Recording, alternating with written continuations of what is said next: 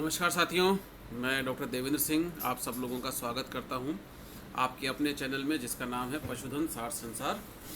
तो साथियों, एग्ज़ाम भी हो गया। हम लोग लंबे समय से बातचीत कर रहे थे कि देखो, समय जाते हुए बहुत टाइम नहीं लगता है, अच्छी चीज़ें हमें याद रह जाती हैं और कुछ यादें हमारे साथ में रह जाती हैं जो कि हमें परीक्षा की दृष्टि से कभी कभार कड़वी लगती हैं। बहुत सारे बच्चों ने अपना अच्छा प्रयास किया। आपके जितने भी टीचर्स थे, आपके जितने भी मेंटर्स थे, उन सब ने कोशिश करी कि आप लोगों को लक्ष्य की तरफ ले जाया जाए। देखिए, हार और जीत कोई बड़ा मुद्दा नहीं है। मुद्दा ये था कि आपने प्रयास किस तरीके से किया। और अभी इस समय मैं आपको बता दूं कि स्टूडेंट्स से जिनसे मेरी बातचीत होती है, वो आप समझिए कि बहुत लगभग सभी कोचिंग इंस्टीट्यूट के सभी तरह के बच्चे मुझसे बात करते हैं। स्थिति बहुत ज़्यादा अच्छी नहीं है, या यूँ कहें कि बच्चों के जो नंबर हैं वो उतनी अपेक्षाकृत नहीं आ रहे हैं जितने आने चाहिए थे, जितना ये पेपर था। बहुत बार बच्चे बोल रहे हैं कि सर पेपर इजी था, या कुछ बच्चे बोल रहे हैं पेपर हार्ड था। तो मैं आपको बता दूं, पेपर एवरेज था। जो बच्चा पढ़ के गया है उसके लिए भी एवरेज था, जो नहीं पढ़ रहा था उसके लिए तो टफ था ही। वेटनरी साइंस के कुछ क्वेश्चंस ऐसे थे जो कि थोड़े टिपिकल की श्रेणी में आते हैं, ऐसा नहीं है क्योंकि। और जैसा मैं हमेशा एग्ज़ाम से पहले बोलता था कि देखो बच्चों, आई इल्यूजन्स हो जाता है। आई इल्यूजन का मतलब है कि हमें आँखों का भ्रम हो जाता है। क्वेश्चन की भाषा हम नहीं पढ़ रहे हैं, उस समय हम उसको नहीं समझ पा रहे हैं, तो हमें कभी कभी साहिवाल भी बकरी नज़र आने लग जाती है। ठीक है, इसी तरीके से बहुत सारे बच्चों ने छोटी छोटी मिस्टेक्स करी है, और ऐसी मिस्टेक्स करी है जिनको वो खुद भी पछता रहे हैं कि शायद हम ये मिस्टेक सुधार सकते थे अगर समय पे ये हम सारी चीज़ें कर लेते। हालांकि मैं ये चीज़ें मैं जानता हूँ कि अपने मन से ऐसा कोई नहीं करना चाहता, ये मिस्टेक्स हो जाती हैं। और इन मिस्टेक्स का बड़ा कारण होता है कि हम या तो हड़बड़ी में होते हैं, या हम कहें कि हमारा जो मेंटल स्टेबिलिटी है उस समय थोड़ा सा कमज़ोर होता है।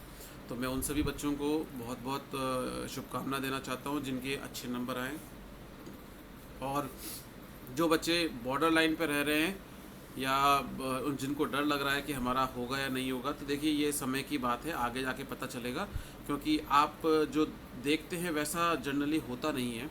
इसीलिए मैंने दिन में एक पोल भी करवाया था, लगभग 1500-1600 बच्चों ने उसमें पार्टिसिपेट किया, और एक मेरे पास में एक रैंडम सैम्पल सर्वे है वो इकट्ठा होकर आया है। हालांकि मैं ये नहीं कहूँगा कि ये कोई ऑथेंटिक है, और कोई हम चैलेंज नहीं करना चाहते कि जो हमने कह दिया वो सत्य है ही।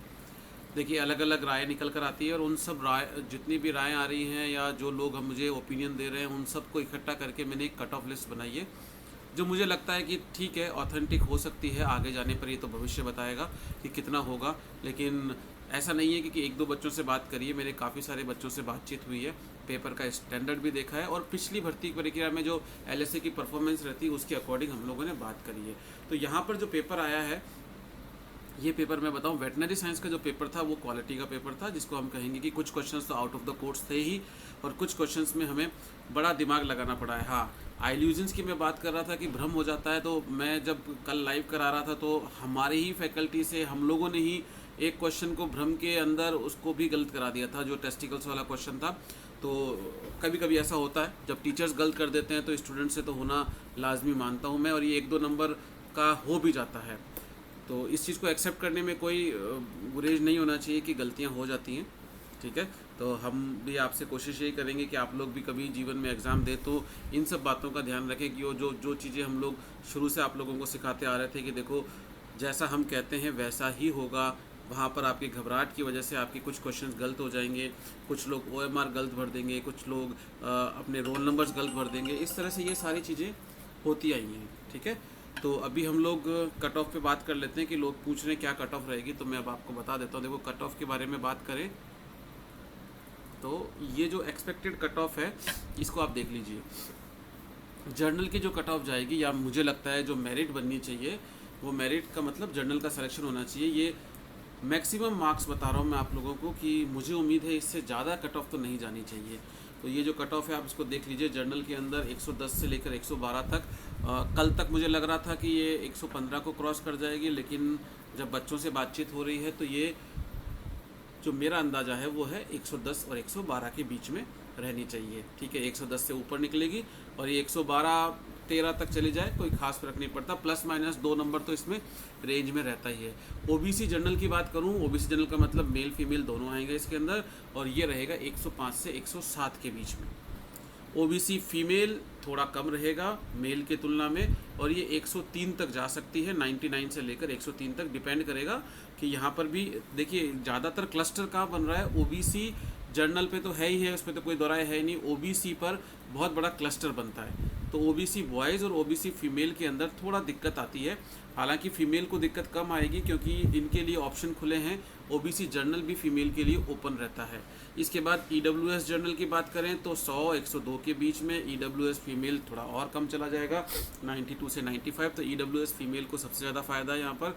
एमबीसी जनरल की देखें तो ये 92-96 के आसपास जानी चाहिए, एक आध नंबर का वेरिएशन रह सकता है इसमें भी, और एमबीसी फीमेल में भी कोई खास वेरिएशन नहीं आएगा, 90-92 के आसपास आएगा, 89 तक चला जाए ठीक है, लेकिन 92-93 से ऊपर नहीं जाएगा ये। एसटी की बात करें जनरल की तो एसटी 89 से लेके 92 के बीच में, एसटी फीमेल थोड़ी और डाउन जाएगी 85 से 87, और एससी जनरल जो है वो 90 से 94, एसटी से थोड़ी सी ज़्यादा जाएगी ये ठीक है। और एससी फीमेल की बात करें तो 83 से 86, ये मैं नंबर्स की बात कर रहा हूँ।